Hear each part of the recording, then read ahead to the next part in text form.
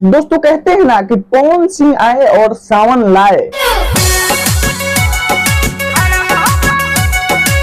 पवन सिंह का आज एक बोलबम गाना आया है, उस गाने को मैं तगड़ी से तगड़ी रिव्यू करने वाला हूं और आप लोगों को बताने वाला हूं कि वो गाना कितने नंबर के लायक है। तो फिर चलो भाई देखो अब मैं क्या करता हूँ।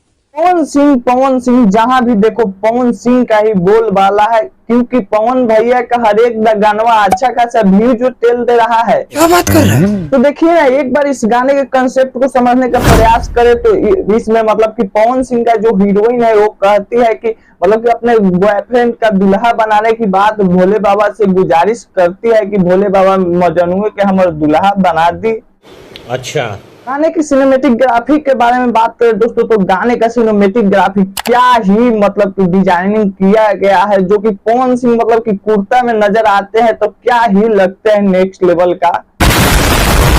और हाँ, गाने के लिरिक्स के बारे में बात करें तो गाने का लिरिक्स बहुत ही ज्यादा अच्छा है, क्योंकि इस गाने को लिखा है शैलेश राज यादव और इस गाने को म्यूजिक दिया है पवन सिंह का favourite music director Priyanshu Singh. और हाँ, वीडियो क्वालिटी के बारे में बात करें तो हाँ, उठा दो सवाल कि गाने का वीडियो क्वालिटी खराब है। नहीं भाई साहब, वीडियो क्वालिटी बहुत ही ज्यादा अच्छा है।